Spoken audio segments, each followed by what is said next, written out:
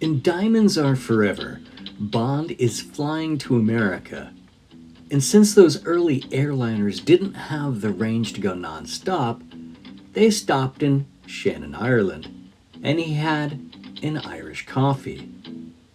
What we are going to do today is try to triangulate on just what Irish whiskey he was drinking on PCZ TV. PCZ TV. So Irish whiskey, you say?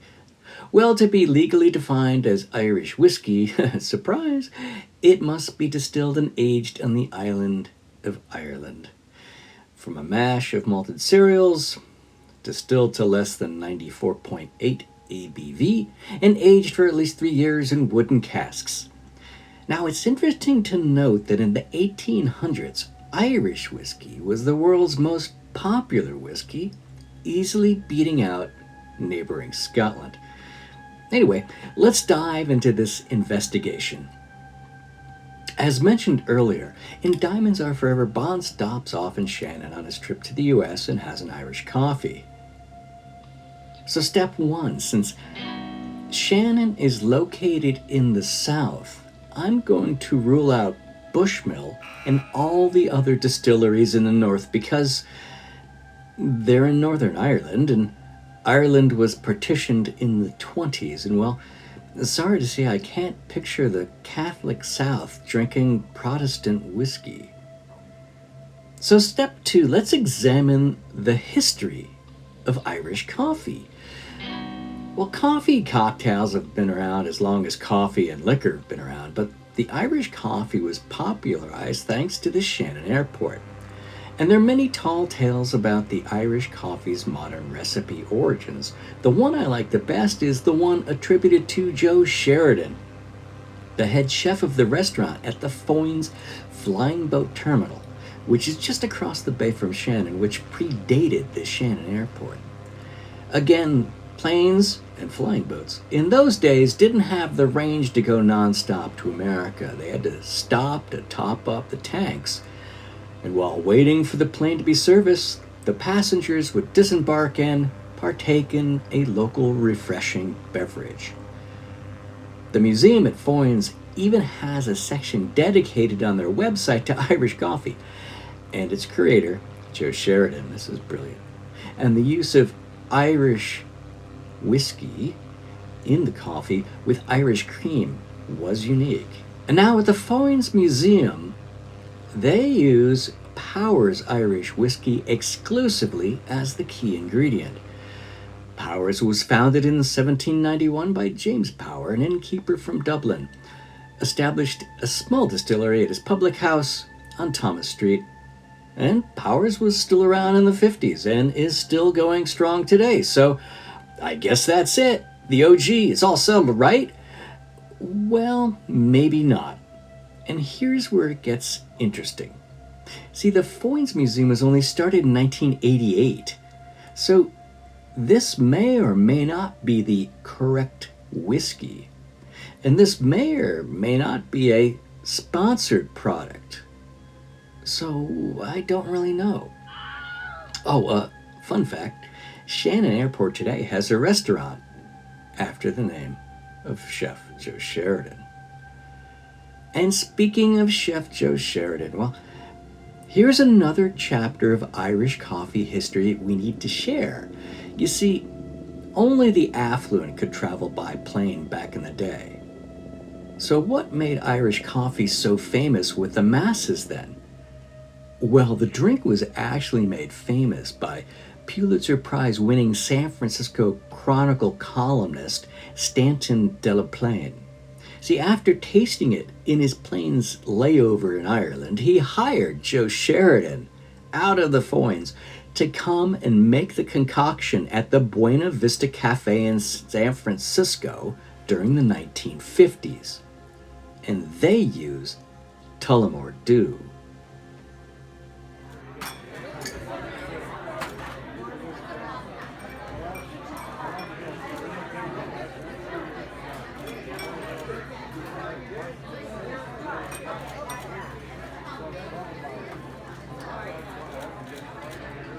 Oh my gosh, you guys are killing me. Glad I don't work there. I wouldn't want to clean up this mess.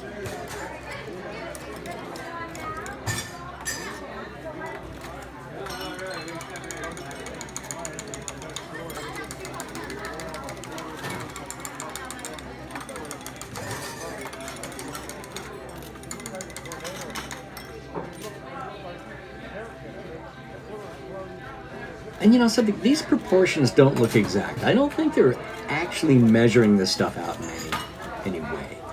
But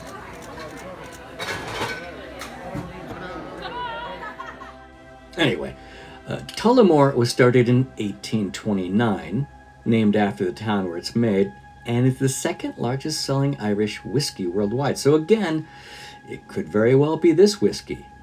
So the original mixologist, the creator of the drink, apparently chose Tullamore Dew. Or did he? Since the San Francisco Eater website indicates that the Buena Vista only started using Tullamore in the mid-2000s. Wow, this is getting harder than I thought. Well, step 3. Let's take a look at the history of whiskey in Ireland to see if there are any clues to be had. Irish whiskey was one of the earliest distilled drinks in Europe, arising around the 12th century.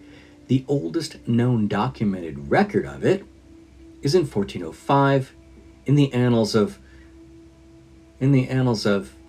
unpronounceable.